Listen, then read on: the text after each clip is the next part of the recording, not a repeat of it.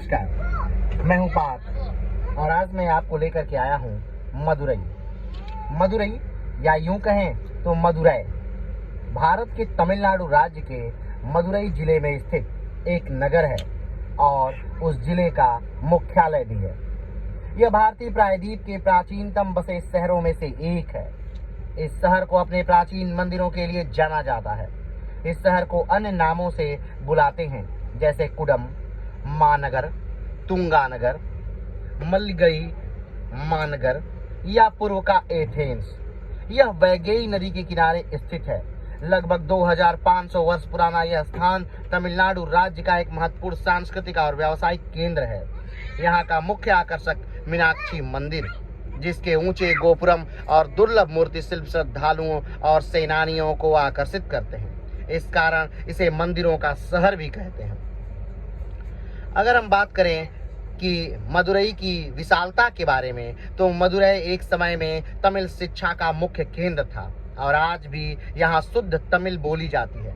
यहाँ शिक्षा का प्रबंध उत्तम है। यह नगर जिले का व्यापारिक, औद्योगिक तथा धार्मिक केंद्र है।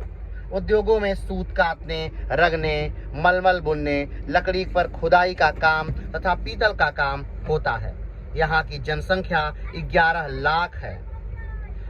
नाम के बारे में अगर हम मदुरई की बात करें तो स्थानीय लोग इसे तेनु मदुरा कहते हैं, यानी दक्षिणी मथुरा।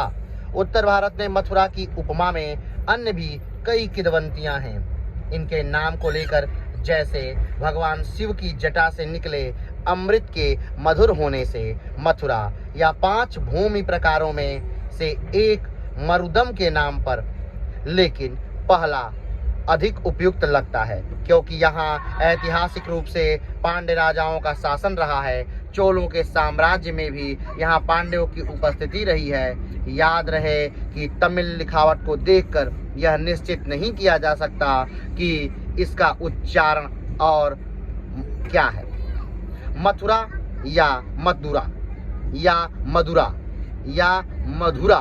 तमिल उच्चारण में भी यह अंतर स्पष्ट नहीं है। अगर यहाँ के भूगोल के बारे में हम बात करें तो मदुरई शहर का क्षेत्रफल 52 वर्ग किलोमीटर है, जिसका शहरी क्षेत्र अब 130 वर्ग किलोमीटर तक फैल चुका है। अगर हम बात करें कि यहाँ का तापमान कैसा है, तो ग्रीष्म काल में तापमान अधिकतम 40 डिग्री सेल्सियस एवं न्यूनतम 26 डिग्री सेल्सियस रहता है। शीत काल में यह 29 डिग्री सेल्सियस तथा 18 डिग्री सेल्सियस के बीच रहता है। यहाँ औसत वार्षिक वर्षा जो है वो 85 सेंटीमीटर होती है।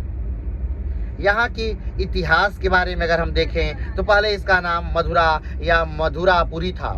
कतिपय शिलालेखों तथा ताम्रपत्रों से विदित होता है कि 11वीं सदी तक यहाँ बीच में कुछ समय को छोड़कर पांड्य राजवंश का शासन था। संगम काल में कवि नक्कीर ने ही सुंदेश्वर के कुछ अंश रचे, जो आज भी मंदिर के पारंपरिक उत्सवों पर आयोजित नाट्य होते हैं।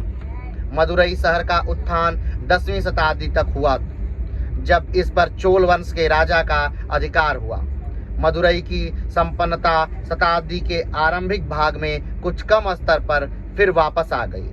फिर यह शहर विजयनगर साम्राज्य के अधीन हो गया और यहाँ नायक वंश के राजा आए, जिनमें सर्वप्रथम तिरुमल नायक था। पांड्य वंश के अंतिम राजा सुंदर पांड्य के समय मलिक काफूर ने मदुरई पर आक्रमण किया। यह समय 1311 का था। 1372 में कंपन उदया ने इस पर अधिकार कर लिया और यह विजयनगर साम्राज्य में मिल गया। 1559 से 1563 तक नायक वंश के प्रतिष्ठा विश्वनाथ के राज्य का विस्तार किया। 1659 में राज्य तिरुमल की मृत्यु के बाद मदुरा राज्य की शक्ति क्षीण होने लगी। 1740 में चाँद साहब के आक्रमण के बाद नायक वंश की सत्ता समाप्त हो गई। कुछ समय पश्चात इस पर अंग्रेजों का शासन स्थापित हो गया। मूर्ति और निर्माण मंदिर की शिल्प की दृष्टि से मदुरा का विशेष महत्व है। मीनाक्षी और सुदेश्वर शिव के मंदिर प्राचीन भारतीय शिल्प के उत्कृष्ट उदाहरण हैं। अगर मदुरई के निकटवर्ती क्षेत्रों में मुख्यतः तमिल भाषा ही बोली जाती है। मदुरई तमिल की बोली कोगू तमिल, नेल्लई तमिल, रामनाथ तमिल एवं चेन्नई तमिल से भिन्न है। तमिल के संग अन्य बोली जाने वाली भाषाएं हैं हिंदी, अंग्रेजी, उर्दू, सौराष्ट्र, मलयालम एवं कन्नड़। हालांकि उन सभी भाषाओं में यहाँ तमिल शब्द समा गए हैं।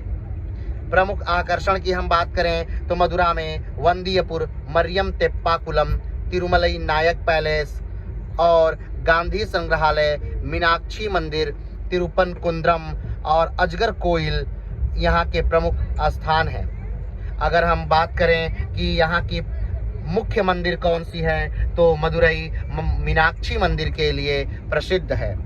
मीनाक्षी मंदिर देवी मीनाक्षी को समर्पित मीनाक्षी मंदिर मदुरई की पहचान है। यह देश के प्रमुख शक्तिपीठों में से एक है। यहाँ प्रतिवर्ष हजारों की संख्या में श्रद्धालु दर्शन करने आते हैं। 65,000 वर्ग मीटर में फैले इस विशाल मंदिर को यहाँ शासन करने वाले विभिन्न वंशों ने विस्तार प्रदान किया। दक्षिण में स्थित इमारत सबसे ऊंची है, जिसकी ऊंचाई 160 फीट है। इसका निर्माण 16वीं शताब्दी में किया गया था। मंदिर परिसर का सबसे प्रमुख आकर्षण 1000 खंभों वाला कक्ष है, जो सबसे बाहर की ओर स्थित है। दर्शन का समय सुबह 5 बजे से दोपहर 1:30 बजे तक तथा शाम 4 बजे से रात्रि 9:30 बजे तक है। लेकिन अगर आप एक दिन मदुरई मीनाक्षी को देते हैं तो पूरा दिन मदुरई के लिए काफ़ी है।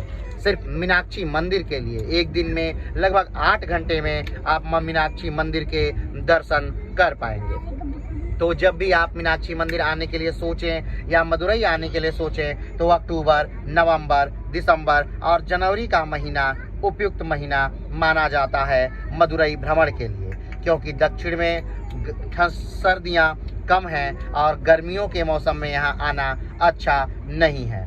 तो आज के लिए इतना ही। फिर मिलते हैं एक नए स्थान के साथ, एक नए वीडियो के साथ। तब तक के लिए नमस्कार, धन्यवाद।